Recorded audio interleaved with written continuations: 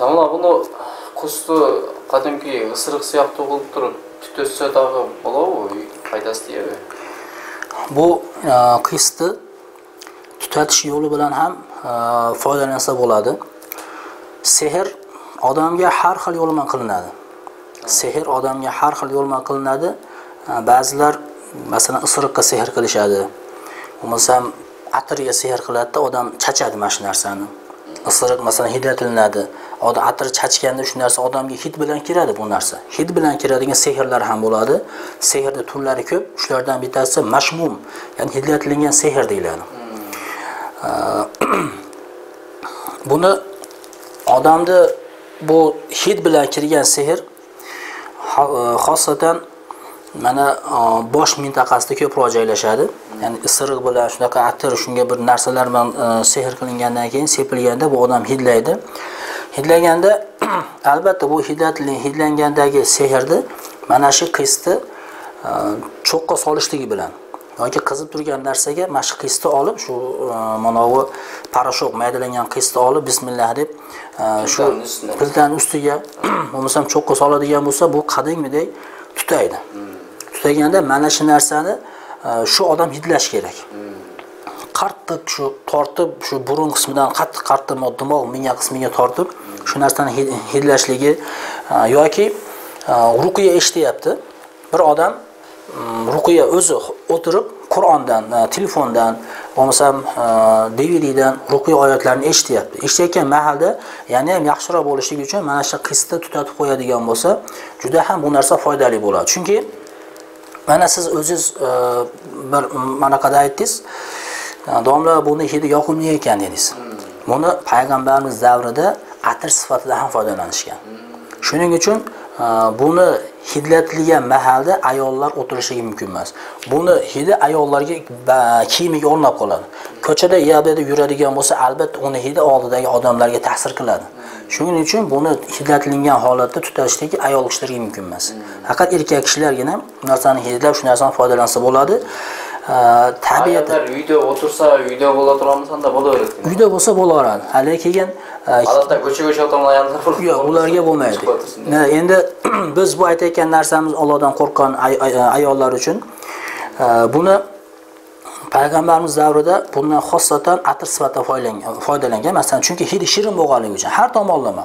Misol, mana shu narsani hidi shirin bo'lganligi uchun og'izga soladigan bo'lsa, odamdan yaxshi hidlanadi va oshqozonni yaxshi hazm qilganligi, yaxshi hazmga sabab bo'lganligi uchun og'izdan kelayotgan hid ketishga sabab bo'ladi. Ko'p odamlar og'izdan kelayotgan hidni ketkiza olib, shunday hid kelayotganligini shikoyat qiladi. Endi bu narsani hamma o'zini ixtiyori bilan kelmaydi bu narsa. Lekin mana shu narsani og'izga solishlik bilan ham mana nafaqat jinga, o'pkaga, hamma yoqqa foyda bo'lsa va mana shu og'izdagi kelayotgan hidga ham ketishga sabab bo'ladi. Shu bilan birga bu jinlarni tabiati iflos, yomon, shirin hidni yomon ko'radi bular. Va bular tabiatdan yolg'onchi, kazzob deyiladi. Mana shu narsani shunaqa xushbo'ydi, bu narsa odam shunaqa hidlab burnidan tortishligi va mana shu o'tirgan uyda shu narsani tutatib qo'yishligi yoki bir molda o'qiyotgan bo'lsa, ana shu molda shu narsani uyga tutatib qo'yadigan bo'lsa, inshaalloh ashi kelgan bemorlarga ham yoki boshqalarga ham bu narsa juda ham katta foydasi bo'ladi. Aytmoqchi bo'lgan narsamiz hidlash yo'li bilan yoki tutatish yo'li bilan ham bu qisda foydalansa bo'ladi inshaalloh. Davna bu qus deganingiz bilan uyda o'tirib o'zingiz dem solsa bo'la turganday ekan. Inshaalloh.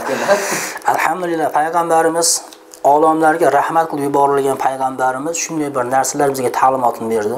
Alhamdulillah shu narsani bildirib qo'ygan va mana shu payg'ambarimiz Sayyidul Bashar jannatga birinchi bo'lib qadam bosadigan payg'ambarimiz Muhammad alayhisolamning ummati qo'ygan eng avval Allohga hamdlar bo'lsin va Alloh azza va jallaga hamdlar bo'lsinki, mana shunday bir ta'limotlarini elchisi orqali bizga bildirib qo'yapti. Faqat bu narsaga amal qilish kerak. Bu narsaga amal qilishligimiz, faqat bu qilinayotgan narsada Alloh azza va jalla odamning qalbiga qaraydi. Bizi kepadamizga, kiyimimizga yoki boshqa bir holatimizga emas, qalbimizga qaraydi. Shuni qilib ko'rayinchi degan shak, gumon bo'ladigan bo'lsa, shifo bo'lmaydi.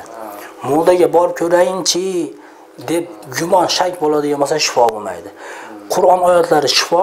Alloh aytgan, Allohning so'ziga shak shubha qilmasdan Qur'on shifoligiga e'tiqod qilgan holatda shu narsani eshitishligi yoki o'zi o'qishligi yoki mana payg'ambarimiz aytayapti, shu narsalarga ishongan holatda shu narsaga amal qilishligi inshaalloh bu narsa albatta u odamga foyda bo'lishiga sabab bo'ladi.